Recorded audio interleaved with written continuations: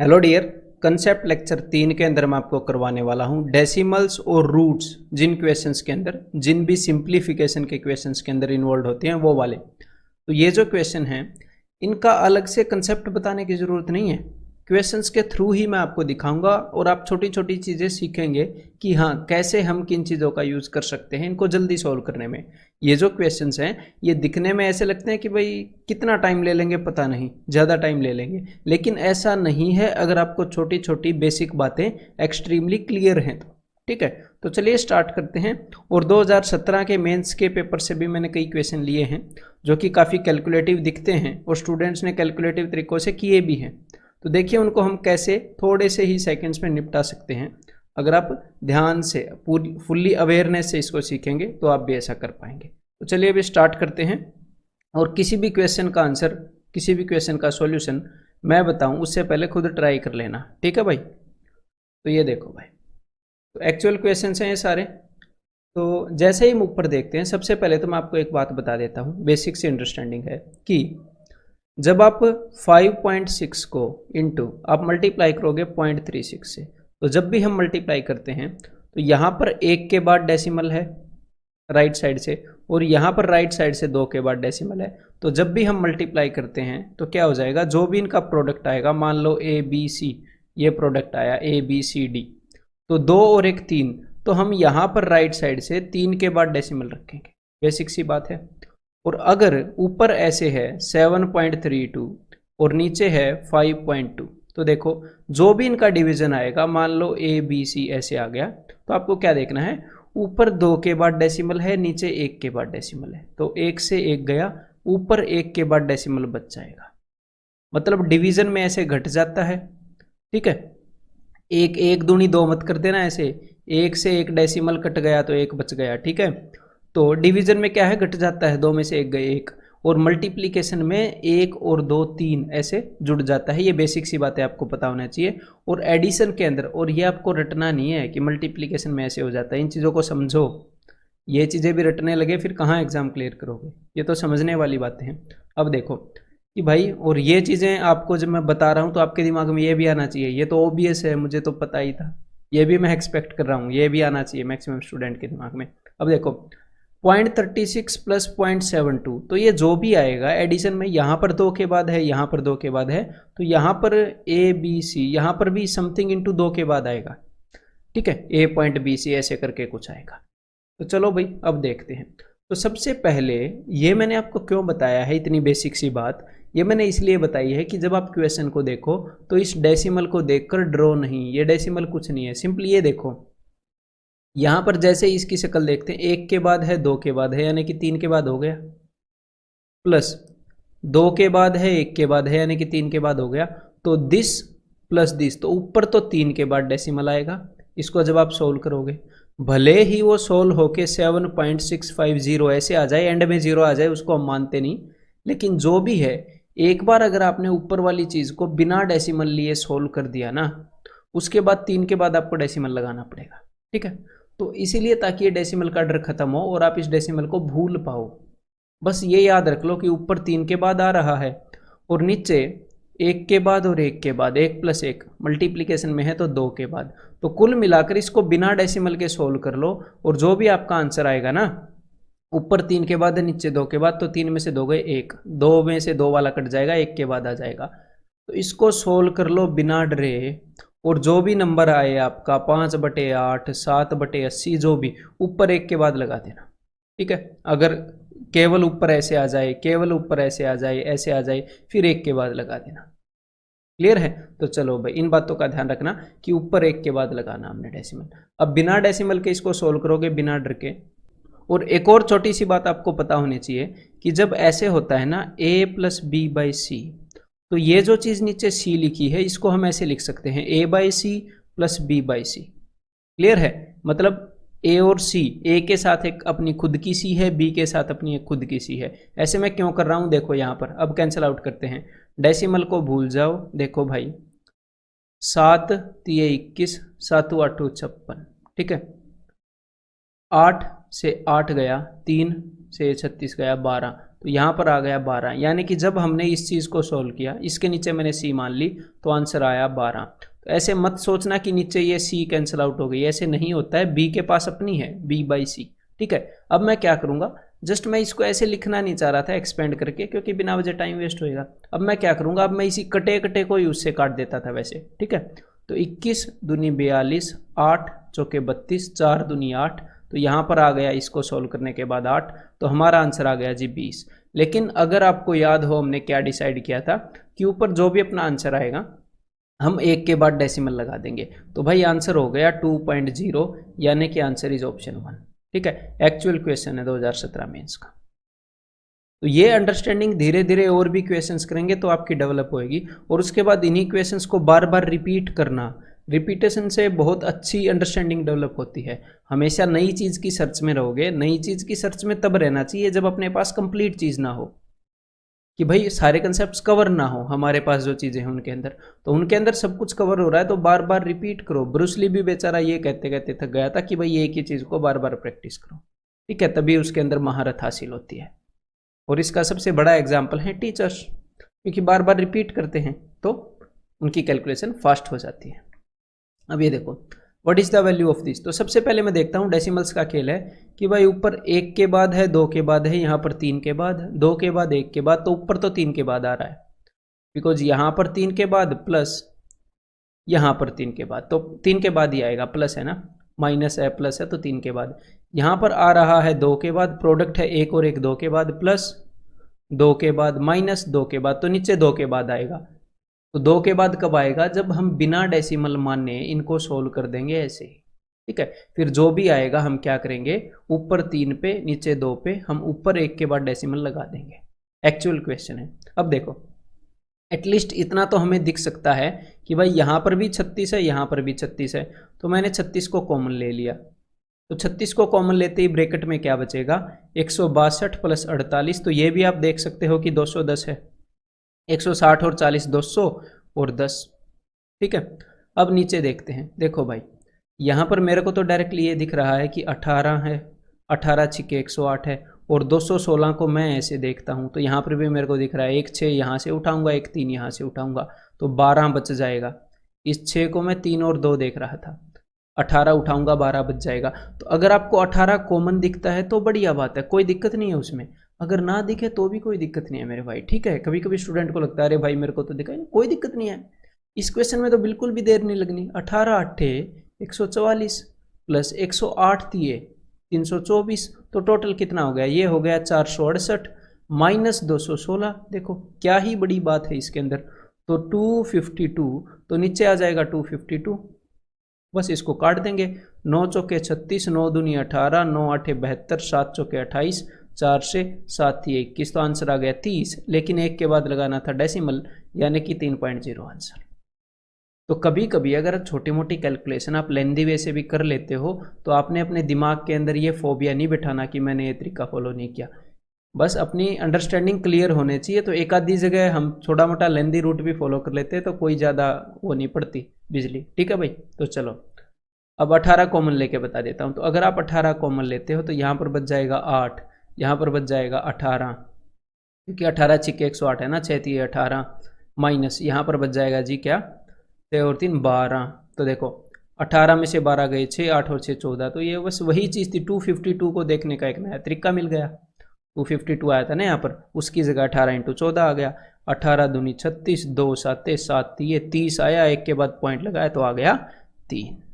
ठीक है, तो एक बार ये ट्राई करो भाई, उसी एग्जाम का एक क्वेश्चन। तो which of the following statements और स्टेटमेंट इज आर ट्रू। तो देखो 0.7 का स्क्वायर, तो ये बेसिक अंडरस्टैंडिंग आपको होगी ना। अगर यहाँ पर 1 के बाद पॉइंट है तो इसका स्क्वायर करेंगे 7 का, और बिकॉज 1 के बाद है तो स्क्वायर में 2 के बाद होगा, और क्यूब में कितने के बाद होएगा, क्यूब में 3 के बाद होएगा पॉइंट। क्लियर है। अगर मैं 0.1 का क्यूब करके बताऊं तो पॉइंट को भूल जाओ, 1 का करो क्यूब जो कि आ गया 1, और यहाँ पर 1 के बाद था, अब पॉइंट को याद भी कर लो दोबारा। ठीक है, परमानेंटली नहीं भूलना। तो अब 1 के बाद है तो अब 3 के बाद लगाओगे, 1 2 3 यहाँ पर। ये बेसिक अंडरस्टैंडिंग है कि जितने के बाद भी डेसिमल है क्यूब में उसका 3 गुना के बाद लगेगा। 2 के बाद है तो 1 2 3 4 5 6, ठीक है, 6 के बाद लगेगा, 1 2 3 4 5 6, और स्क्वायर में जितने के भी बाद है उसके डबल बाद लगेगा, यानी कि 4 के बाद लगेगा। ठीक है, तो चलो भाई अब सोल्व करते हैं। तो इन क्वेश्चंस को हमने ऐसे ज़्यादा इसको मेंटली करने की वैसे ज़्यादा कोशिश मत करो, सिंपली कर लो ना, कितनी सिंपल कैलकुलेशन है। ठीक है, तो इसमें तो टेंशन लेनी ही नहीं चाहिए। देखो सिंपली ऐसे लिख रहा हूँ मैं 0.49, यहाँ पर मेरे को पता है 7 का स्क्वायर 49 है, लेकिन यहाँ पर 2 के बाद पॉइंट है और स्क्वायर लगा है तो 4 के बाद होएगा, तो मैंने क्या किया 0.0049, और सोल्व करते हैं तो पॉइंट के नीचे पॉइंट लिखते हैं, ये तो पता है ना। अब आगे देखो, और 111 का स्क्वायर, तो आपको एक और चीज़ मैं बता देता हूँ। देखो एक पैटर्न है जिसका कई बार काम आ जाता है, जो काम पड़ जाता है कि भाई 11 का स्क्वायर है 1 2 1, कितने एक थे यहाँ पर 2 एक थे, तो इसीलिए मैं 2 तक गया। अगर यहाँ पर 3 एक होते तो 111 का स्क्वायर है, मैं 3 तक जाऊंगा। ठीक है, 1 2 3, 3 तक गया। अब वापिस आ जाओ भाई 2 1, ठीक है, 1 2 3 4, इसका स्क्वायर होगा तो मैं 4 एक है ना यहाँ पर, तो मैं 4 तक जाऊंगा। 1 2 3 4, अब वापिस आ जाओ भाई 3 2 1, ऐसे बढ़ेंगे फिर घटेंगे। क्लियर है? ऐसे ही अगर 5 एक हुए तो 1 2 3 4 5, 1 2 3 4 5, अब वापिस 4 3 2 1, ये पैटर्न आपको पता होना चाहिए। ठीक है, अब आगे से पता रहेगा ना, इसको कहीं ना कहीं लिख लो। जहाँ पर भी आप स्क्वायर्स एंड क्यूब्स ये रिवाइज करते हो कहीं ना कहीं लिख लो, इसको भी रोज रिवाइज कर लेना, तो ये कभी कभी ऐसी जगह काम आ जाता है। तो अब देखो 111 का स्क्वायर क्या हो गया, 111 का स्क्वायर हो जाएगा ये वाला 123 21। ठीक है, और यहाँ पर 1 के बाद पॉइंट है तो उसके अंदर 2 के बाद पॉइंट लगेगा, यानी कि 0.21 और स्टार्टिंग में 123। और यहाँ पर अब ये बोल रहे हैं क्या ये, अब इसको एग्जैक्ट निकालने की जरूरत नहीं है, क्योंकि उसने ये नहीं बोला ये किसके बराबर है, वो ये पूछ रहा है कि ये इससे बड़ा है कि नहीं। यहाँ पर स्टूडेंट मार खा जाते हैं, इसको एग्जैक्ट निकालने लग जाते हैं।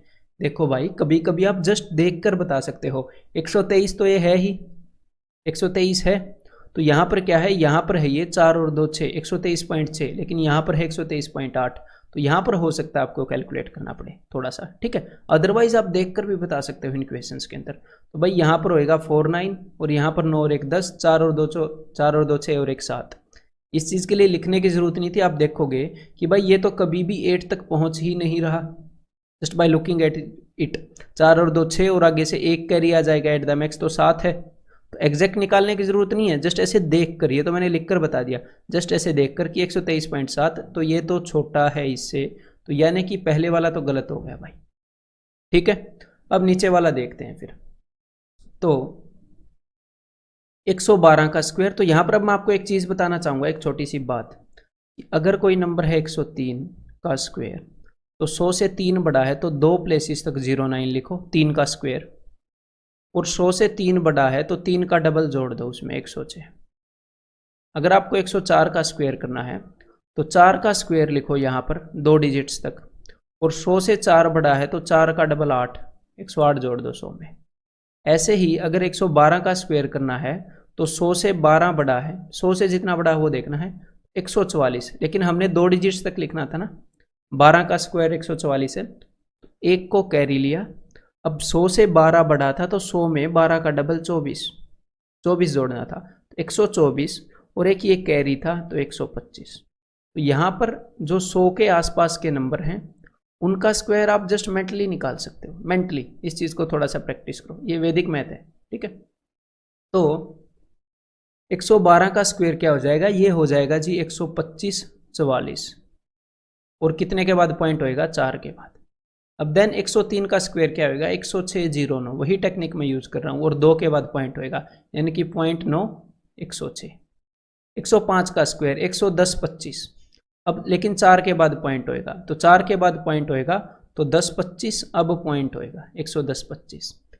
तो अब देख लेते हैं भाई ये 108.3 से बड़ा है छोटा है, क्या मामला है इसका। तो देखो 106 107 108, तो ये 108 हो गया, और उसके बाद 2 और 1 3, यहीं से देख लो 2 और 1 3, और उसके बाद भी काफ़ी सारा मामला पड़ा है, यानी कि 108.3 से बड़ा है ये वाली बात सही है। तो आपको ये एग्जैक्ट देखो कितना कॉम्प्लेक्स लग रहा था, लेकिन निकालने की ज़रूरत पड़ी, तो कई बार कंपैरिजन में ऐसा आपको करना पड़ेगा, तो ये हैबिट डाल लो, एग्जैक्ट निकालने की ज़रूरत नहीं होती है। ठीक है, तो यहाँ पर अपना आंसर क्या हो गया, ओनली 2 इज ट्रू। तो अब आगे बढ़ते हैं, ये क्वेश्चन और ट्राई करो जरा एक बार। तो m is equal to this thing. तो देखो भाई सिंपल सी बात है, सबसे पहले तो है 0.1, आगे है 0.1 का स्क्वायर, तो 1 का स्क्वायर 1 होता है, बस 2 के बाद पॉइंट लगाना पड़ेगा क्योंकि स्क्वायर है यहाँ पर 1 के बाद है, तो 0.01, आगे 4 के बाद लगाना पड़ेगा 0.0001। तो भाई m की वैल्यू तो आ गई 1011। इसमें सिंपल है, इसमें कोई बड़ा पहाड़ हमने नहीं तोड़ा और काफ़ी जल्दी निकल भी आएगी। और n की वैल्यू तो हम एग्जाम में कैसे लिखेंगे, 0.3, 0.09, 0.0009 ऐसे लिखेंगे, 9093 ये। अब एग्जामिनर ने बोला m और n को जोड़ दो, 0.1101, तो यहाँ पर 10 और ये होता है 50, 0.5010, नन ऑफ दिस। क्लियर है, सिंपल है बात। ऐसे हम इसको सोल्व करेंगे, 3 का स्क्वायर कर लेंगे, यहाँ पर 2 के बाद पॉइंट है तो हम 4 के बाद लगा देंगे, यहाँ पर 1 के बाद है तो हम 2 के बाद लगा देंगे, जहाँ पर सिंपल ये चीज़ है वहाँ पर सिंपल लिख देंगे। अब एक बार ये ट्राई करो, उसी एग्जाम का क्वेश्चन, सारे उसी एग्जाम से उठा लिए फिर मैंने जितने भी सिंप्लीफिकेशन के आए थे, कि ताकि आपको लगे कि लेटेस्ट पैटर्न में हम इन चीज़ों के थ्रू सोल्व कर सकते हैं।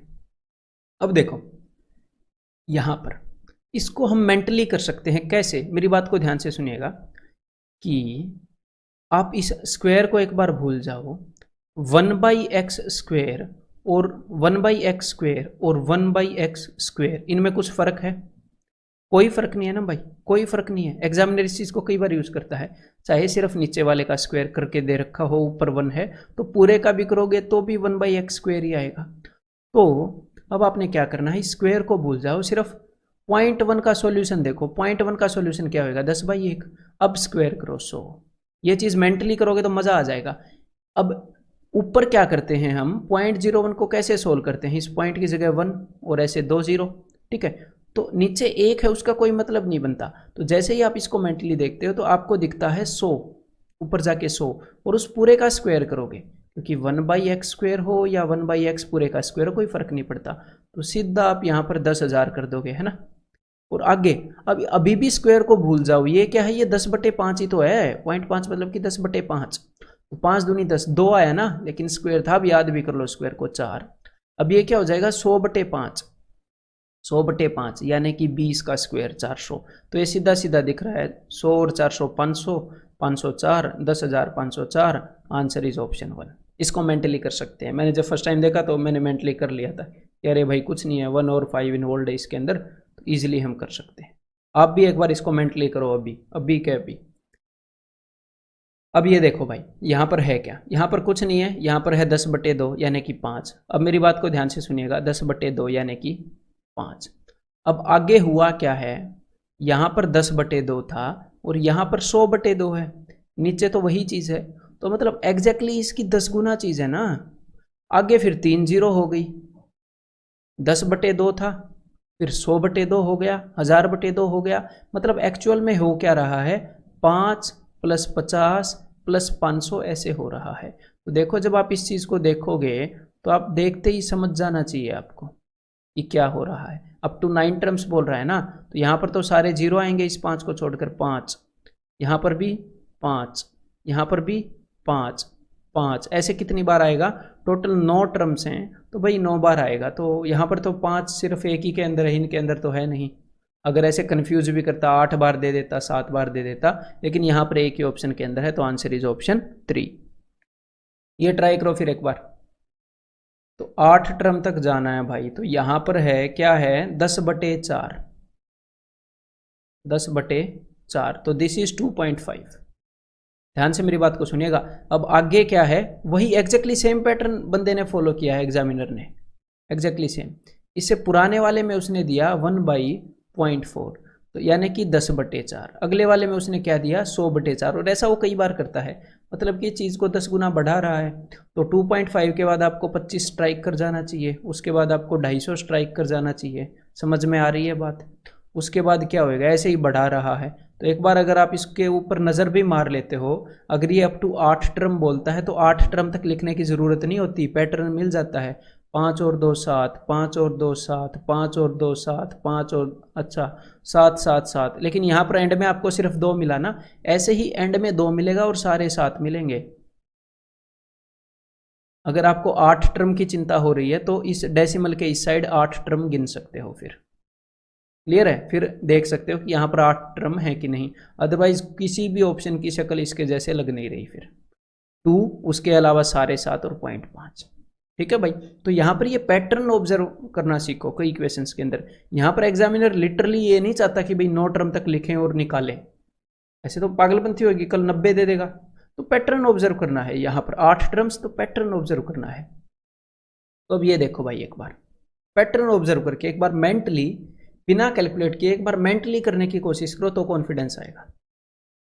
तो ऊपर मैंने देखा कि ऊपर देखो, इसको एक बार समझते हैं कि ऊपर 2 के बाद डेसिमल है, नीचे 1 के बाद, तो भूल जाओ इसे, बस इतना ध्यान रखो, ऊपर 2 के बाद नीचे 1 के बाद। एक बार मैं इसको सोल्व कर लूँ और अब मैं ऊपर 1 के बाद लगा दूंगा, ऊपर 1 के बाद एक्स्ट्रा है ना, एक बार बिना डेसिमल के, डेसिमल को भूल कर एक बार सोल्व कर लूँ फिर लगा दूंगा, तो इस डेसिमल को एक इधर खिसकाना पड़ेगा।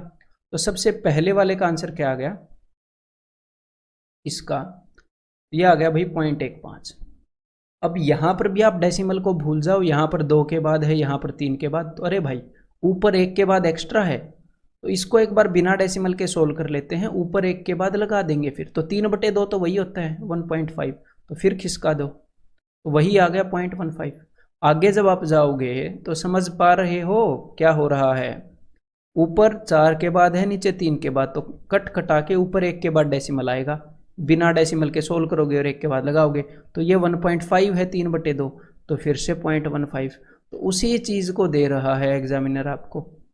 कर क्या रहा है एग्जामिनर, आपको ऐसे दे रहा है, अगर मैं इसको फ्रैक्शन में बताऊं, 3/2, 30/2, 300/200, 3000/2000, ऐसे करके दे रहा है। तो बात तो वही है, यहाँ पर मैंने जस्ट सिंप्लीफाइड फॉर्म में दे दी, उसने पॉइंटों वाली बात में दे दी। ठीक है, तो 4 बार 0.5, 15 चौके 60, तो 0.60 यानी कि 0.6, तो ये तो भाई बराबर है। ठीक है भाई, पहले वाली बराबर हो गई है अपनी, ठीक है, पहले वाली ट्रू है। अब नीचे देखते हैं, तो नीचे इज 0.1, 1 का स्क्वायर करोगे और 4 के बाद डेसिमल, तो 0.0001, 1 का स्क्वायर और 3 के बाद है तो 6 के बाद लगा देंगे, 1 2 3 4 5 6, ऐसे लिख लेंगे। ऐसे लिखने में कितनी देर लग रही है, 0.010101, ये भी टकाटक ठीक है भाई। तो आंसर इज बोथ 1 and 2। ठीक है, तो अब एक बार इसको करके देखो, देखो कितना जल्दी होता है अगर ये बेसिक्स आपके क्लियर हैं तो। What is the value of this, तो देखो थोड़ी देर पहले मैंने आपको क्या बताया था कि 11 का स्क्वायर क्या है 121, 111 का स्क्वायर क्या है 12321। तो इस चीज़ को एग्जैक्टली यूज किया है एग्जामिनर ने। 3 बार 1 आता है तो 3 तक जाओगे, 1 2 3 4, 4 बार 1 आएगा तो 1 2 3 4, 3 2 1, यहाँ तक जाओगे। तो ये कुछ पैटर्न्स हैं, ये हम एग्जाम में भी डिटेक्ट कर सकते हैं, ऐसी बात नहीं है, हम निकालेंगे तो। लेकिन क्या होएगा, अगर हम यहाँ पर डिटेक्ट कर लेंगे तो अपना टाइम बच जाएगा। तो भाई इसका सॉल्यूशन क्या आएगा 11, इसका सॉल्यूशन 3 तक गया है ना तो 1 2 3, यहाँ पर 4 तक गया है तो 1 2 3 4, यहाँ पर 5 तक गया है तो 1 2 3 4 5, तो इनको ऐड करो 1 2 3 4, 1 2 3 4, 1 2 3, 1 2 1, तो 1 2 3 4 4, आंसर इज ऑप्शन 3। ठीक है, इसी बात पर एक बार ये ट्राई कर दो फिर। तो एक बात यहाँ पर आपको पता होनी चाहिए क्या, देखो अब जब 0.8 का मैं स्क्वायर करता था तो 8 का स्क्वायर नॉर्मली करके जितने के बाद भी डेसिमल है मैं 2 के बाद लगा देता था।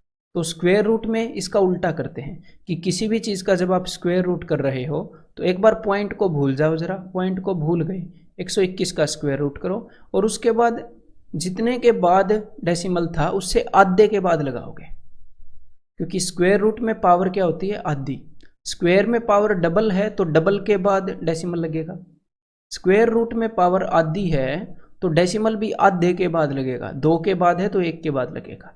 ऐसे ही क्यूब रूट का सीन है। ठीक है, ये बेसिक बात है, आपको पता होनी चाहिए। अब देखो भाई करते हैं, ये कंपेयर करना है ना, कर रहा है ना, तो देखो ये तो सीधा 8 है, इसके लिए कोई मतलब शक्ल देखते ही इसकी 8 ध्यान आ गया।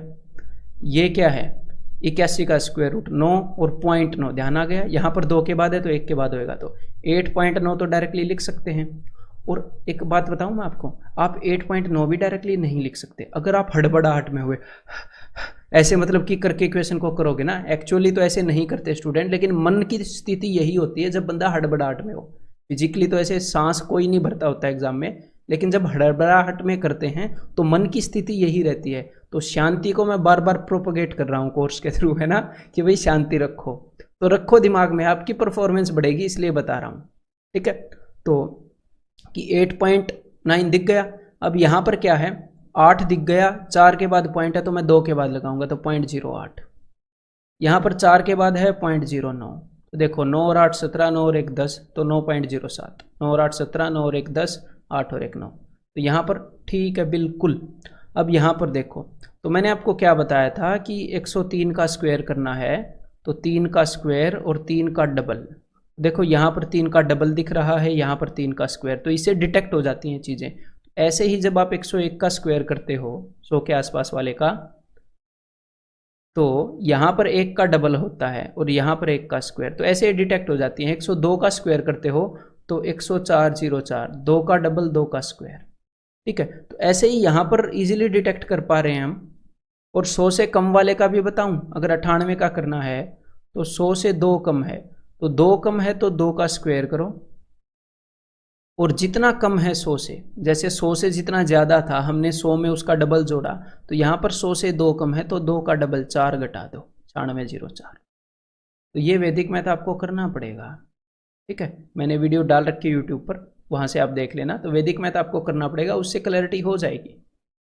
तो अब देखो भाई, यहाँ पर ये जो है शक्ल देखते ही, मतलब वैदिक मैथ कर लोगे शक्ल देखते ही पता लग जाएगा ये 101 का स्क्वायर है। और यहाँ पर 6 के बाद पॉइंट लगाया तो हम 3 के बाद लगा देंगे, और ये शक्ल देखते ही पता लग जाएगा 99 का है। 01 और 100 से 2 कम, तो 99 का अंडर रूट, मतलब पहले पॉइंट को भूलकर इसको देखेंगे 99 आ जाएगा। अब पॉइंट 2 के बाद है तो 1 के बाद लगा देंगे, तो यहाँ पर क्या हो जाएगा 9.9। अब यहाँ पर तो सीधा देखते ही पता लग रहा है 0.5, तो बस भाई देख लेते हैं 11.51 के बराबर है कि नहीं। तो भाई 0 1, ये तो एंड वाले 2 डिजिट तो ऐसे ही आ जाएंगे, 9 और 1 10 और 5 15, तो ये तो भाई 10.501 है। यहाँ पर तो नहीं बनेगी बात, तो यहाँ पर आंसर क्या हो जाएगा, यहाँ पर आंसर हो जाएगा अपना ओनली 1। ठीक है, तो अब एक बार ये ट्राई करो भाई। फिर तो सबसे पहले वाले की शक्ल देखते ही तो आपको याद हो जाना चाहिए 11, फिर उसके आगे आपको पता होना चाहिए 1 1 1, क्योंकि 3 तक गया है तो 3 1 के आएंगे। यहाँ पर 4 तक गया है तो 1 2 3 4, थोड़ी देर पहले ही बताया है, 3 3 2 1, बिल्कुल ठीक। अब नीचे वाला देखो, नीचे जब भी आप देखते हो यहाँ पर पता होना चाहिए, तो 8 है भाई, ये तो 6 है, 8 और 6 14 तो हो गई। और हमने एग्जैक्ट कोई वैल्यू नहीं निकालनी है, सिर्फ ये देखना है कि ये 15 से बड़ा है कि नहीं, ये चीज़ बताई थी ना। तो ये है अपना 0.8 और ये है अपना 0.6, तो 8 और 6 14, 1.4, तो 15.4, ये तो वैसे भी पता लगी गया। तो ये 15 से बड़ा है, यानी कि ये भी सच है, यानी कि answer is option 4 both 1 and 2। ठीक है, एक बार ये और ट्राई करो भाई, इस टाइप के क्वेश्चंस भी आते हैं। तो यहाँ पर एग्जामिनर ने आपको ये बता दिया कि भाई √13 जो है वो ये है, √130 जो है वो ये है। देखो मतलब दिल बड़ा है, ऐसी बात नहीं है एग्जामिनर का भी, उसने काम की चीज़ें आपको बता दी। अब उसने आपसे क्या पूछा है, उसने आपसे पूछी है इस चीज़ की वैल्यू।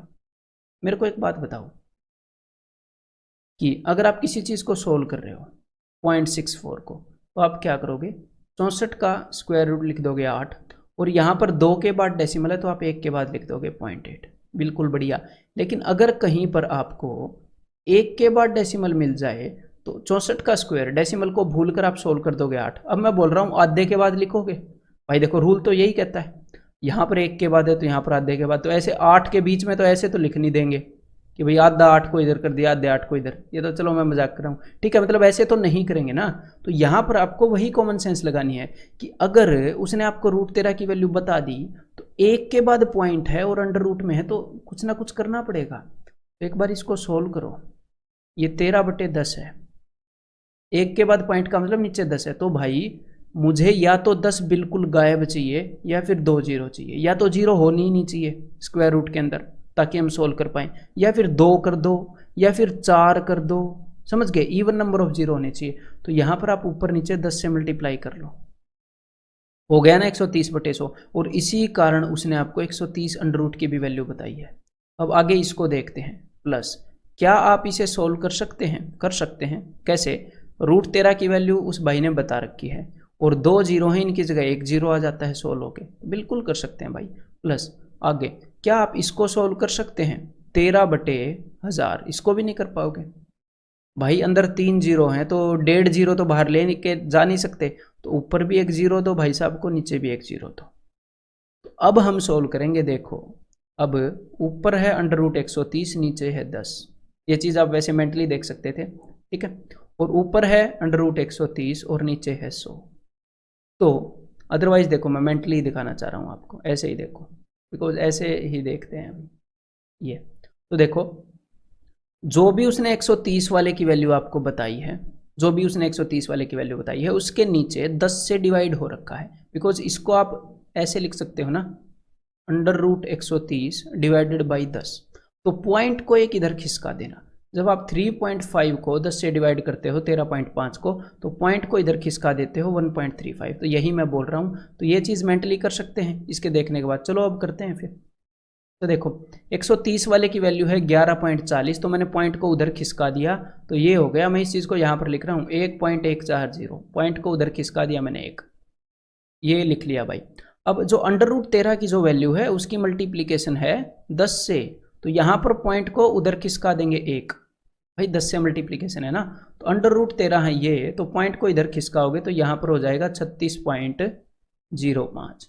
ठीक है भाई। अब आगे देखते हैं। तो भाई अब देखो, अरे भाई ये मैंने कुछ और ही लिख दिया है यहाँ पर। जो था ये बीच बीच में बातें करते करते आपको समझा रहा था ना, स्टार्टिंग में तो सही समझाया था। तो देखो एक्चुअल में ये क्या था, एक्चुअल में था ये 13/1000। इस चीज़ को जब हम सोल्व करते हैं तो ये आएगा 13 और नीचे आएगा 1000। तो अब हम ऊपर नीचे एक एक जीरो लगाएंगे, ये बीच में, हाँ समझ में आ गया, 130/10,000 ये आ जाएगा। तो अब देखो इसको हम लिख सकते हैं √130 डिवाइडेड बाई, यहाँ पर 4 जीरो हैं 2 जीरो, मतलब √130 की जो भी वैल्यू है उसके अंदर पॉइंट को 2 इधर खिसका देंगे। तो देखो यहाँ पर √130 की वैल्यू है 11.40, तो पॉइंट को 2 इधर खिसकाओगे तो 0.1140 ये आ जाएगा। तो अब आप इसको सिंपली सोल्व कर सकते हैं। 4, 10, 3 और 1 37, तो 37.304, यानी कि यहाँ पर आंसर हो जाएगा जी ऑप्शन सी। क्लियर है? तो इस चीज़ में डाउट हो तो ये मैंने क्लियर कर दिया ना कि 13/1000 है। तो लेकिन यहाँ पर 3 जीरो अच्छी नहीं लगती भाई, स्क्वायर रूट होएगा नहीं, तो ऊपर नीचे 10 से मल्टीप्लाई करो 4 हो जाएंगी। ठीक है, तो चलिए भाई यहाँ पर आंसर आ गया ऑप्शन सी। तो अब आपने करना क्या है, एक बार तो इसी कंसेप्ट लेक्चर के जो क्वेश्चन है उनको रिवाइज करना है, आपने देखना है कि यहाँ पर आपने क्या क्या सीखा है। ठीक है, और उसके बाद जो मिसलेनियस एक्सरसाइज है उसके क्वेश्चंस को खुद ट्राई करना है, वो खुद सॉल्व करने के जैसे हैं। फिर भी अगर एक आधे में अटक जाओ या लेंदी सॉल्यूशन आपको लगे तो फिर सॉल्यूशन देख सकते हो इसके। ठीक है भाई।